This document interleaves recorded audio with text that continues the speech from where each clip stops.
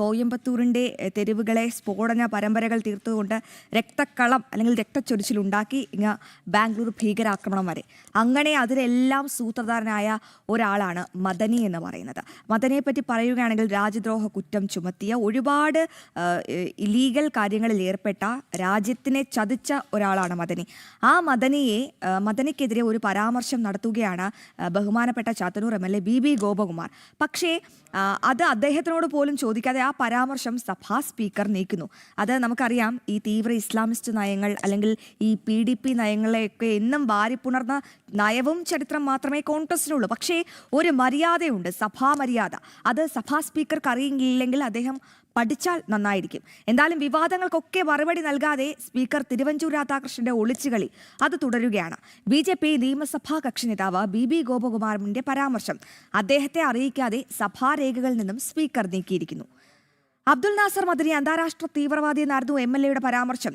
നിയമസഭാ ചട്ടലംഘനം നടന്നിട്ടും സ്പീക്കർ ഇതുവരെയും പ്രതികരിച്ചിട്ടില്ല. വിവരങ്ങളുമായി വിനീഷ് ചേരുന്നുണ്ട്. വിനീഷേ, എങ്ങനെയാണ് അദ്ദേഹം പ്രതികരിക്കുക? കാരണം പതിറ്റാണ്ടുകളിലേറെയായി ഈ അന്താരാഷ്ട്ര അന്വേഷണ ഏജൻസികളിലെ റഡാറിനുള്ളിലുണ്ടായിരുന്ന ഒരു ഭീകരവാദിയാണ് മദനി. നേരത്തെ ഞാൻ ആമുഖത്തിൽ സൂചിപ്പിച്ചതുപോലെ ഇവിടെ ഒരുപാട് സ്ഫോടന പരമ്പരകളും ഭീകരാക്രമണം നടന്നിട്ടുണ്ടെങ്കിൽ അതിൻ്റെ പിന്നിലെ മുഖ്യ സൂത്രധാരൻ മദനിയാണ്. അത് കണ്ടെത്തിയതുമാണ്, തെളിവുകളുടെ അടിസ്ഥാനത്തിൽ ജയിലിലായതുമാണ്. പിന്നീട് ഒരുപാട് കാര്യങ്ങൾ സംഭവിച്ചു. അങ്ങനെയുള്ള മദനിയെ കൊടും ഭീകരൻ എന്ന് വിളിച്ചതിൽ എന്താണ് തെറ്റ്? ഈ സഭാ സ്പീക്കർക്ക് ഈ ഇത്തരത്തിൽ തീവ്ര ഇസ്ലാമിസ്റ്റുകളെ പ്രീണിപ്പിക്കണമെങ്കിൽ അതാകാം. പക്ഷേ സഭാ മര്യാദ എന്നുണ്ട്. അത് സഭയ്ക്ക് പടിക്ക് പുറത്തായിരിക്കണം ഈ പ്രീണനമൊക്കെ. ഇപ്പോൾ ഈ മറുപടിയിലൊക്കെ ഈ വിവാദങ്ങളിലൊന്നും മറുപടി പറയാതെ എങ്ങനെയാണ് തിരുവഞ്ചൂർ രാധാകൃഷ്ണൻ ഒളിച്ചു കളിക്കുന്നത്? തിരുവഞ്ചൂർ രാധാകൃഷ്ണൻ മാത്രമല്ലല്ലോ, ഇത് കോൺഗ്രസിന്റെ എല്ലാം ഒരു നിലപാട് കൂടിയാണ് അദ്ദേഹം അവിടെ ഈ ചെയ്തത്. എന്താണ് BB ഗോപകുമാർ ഈ വിഷയത്തിൽ പ്രതികരിക്കുന്നത്? ഒപ്പം എന്തുകൊണ്ടാകും തിരുവഞ്ചൂർ ഇങ്ങനെ ഉരുണ്ട് കളിക്കുന്നത്? വിനീഷ്.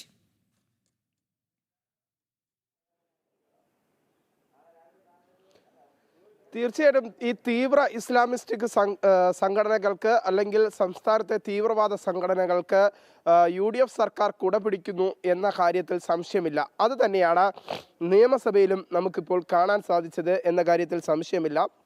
ജൂലൈ 1-ന് നടന്ന ബഡ്ജറ്റ് സമ്മേളനത്തിനിടെ കേന്ദ്ര സർക്കാരിൻ്റെ FCR ബില്ലിനെതിരെ സംസ്ഥാനം പ്രമേയം പാസാക്കി. ആ പാസാക്കിയതാകട്ടെ UDFും LDFും ഒരുമിച്ചാണ് ഈ FCR ബില്ലിനെതിരെ പ്രമേയം പാസാക്കുന്നത്. ആ പാസാക്കുന്ന ഘട്ടത്തിലാണ് ഇതിനെതിരെ നിയമസഭയിൽ പഴയ കാര്യം ഓർമ്മപ്പെടുത്തിക്കൊണ്ട് BB Gopakumar, BJP MLA BB Gopakumar പ്രസംഗം നടത്തുന്നത്. പ്രസംഗത്തിലെ പരാമർശം ഇത്തരത്തിലായിരുന്നു.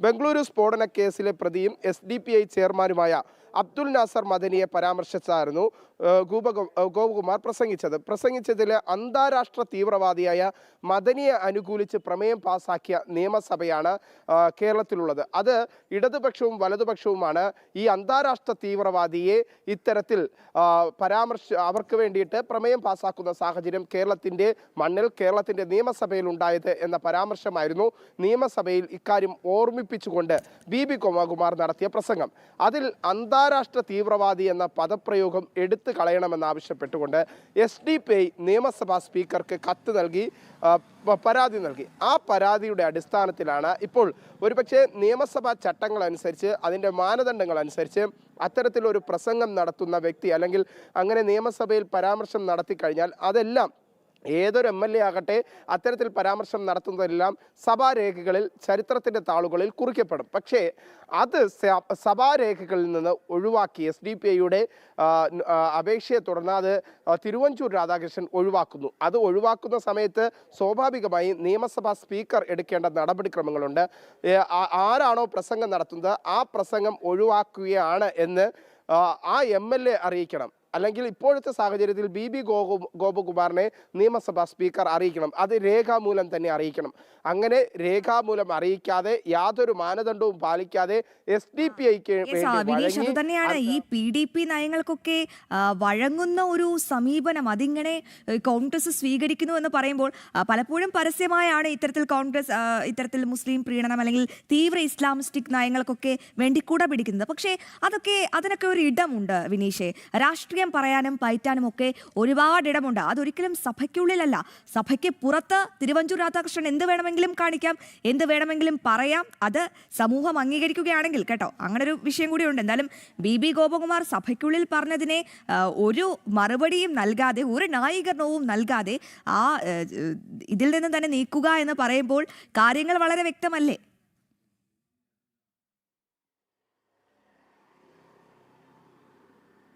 തീർച്ചയായിട്ടും കാര്യങ്ങൾ വളരെ വ്യക്തമാണ്. ഈ PDP പരാതിയിൽ ഇത് നൽകിയതിന് പിന്നിൽ ദുരൂഹതയുണ്ട്. അല്ലെങ്കിൽ പരാതി നൽകി നിമിഷങ്ങൾക്കകം തന്നെ തിരുവഞ്ചൂർ രാധാകൃഷ്ണൻ PDP പരാതി കൃത്യമായി ഉപയോഗിച്ചുകൊണ്ട് സഭാരേഖകളിൽ നിന്ന് ഈ പരാമർശത്തെ തീവ്രവാദിയാണ്, അന്താരാഷ്ട്ര തീവ്രവാദിയാണ് മദനി എന്ന പരാമർശത്തെ PDP പരാതിയുടെ അടിസ്ഥാനത്തിൽ ഒഴിവാക്കുന്ന സാഹചര്യമാണ് നമുക്ക് കാണാൻ സാധിക്കുന്നത്. ഒപ്പം തന്നെ സംസ്ഥാനത്ത് നിലനിൽക്കുന്ന ഇപ്പോഴത്തെ ഒരു സാഹചര്യം പരിശോധിക്കുമ്പോൾ ഈ തീവ്ര ഇസ്ലാമിസ്റ്റ് ശക്തികൾക്ക് സ്വാധീനം ചെലുത്താൻ കഴിയുന്ന തരത്തിലാണ് VD സതീശൻ സർക്കാർ പ്രവർത്തിക്കുന്നത് എന്ന കാര്യത്തിൽ സംശയമില്ല.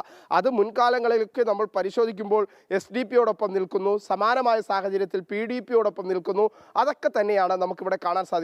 ഇപ്പോഴത്തെ സാഹചര്യത്തിൽ PDP എന്താണോ ആവശ്യപ്പെട്ടത് ആ ആവശ്യപ്പെട്ട നിലപാടുകൾക്ക് അനുയോജ്യമായി നിയമസഭാ സ്പീക്കർ മുന്നോട്ട് പോകുന്നു. സഭയുടെ മാനദണ്ഡങ്ങൾ പാലിക്കുന്നില്ല, സഭയുടെ ചട്ടങ്ങൾ തന്നെയാണ്. സഭയുടെ മാനദണ്ഡങ്ങൾ കാറ്റിൽ പറത്തിക്കൊണ്ട്, സഭയുടെ ചട്ടങ്ങൾ കാറ്റിൽ പറത്തിക്കൊണ്ട് ഇത്തരത്തിൽ തീവ്ര മുസ്ലിം ഇസ്ലാമിസ്റ്റ് നയങ്ങൾക്ക് വേണ്ടി ഇത്തരത്തിൽ കുട പിടിച്ചുകൊണ്ട് അല്ലെങ്കിൽ PDPയെ ഭയന്നുകൊണ്ട് ഇത്തരത്തിൽ മുട്ടുവിറയ്ക്കുകയാണോ സഭാ സ്പീക്കർക്ക്? സഭയ്ക്കകത്തൊന്നും വേണ്ട.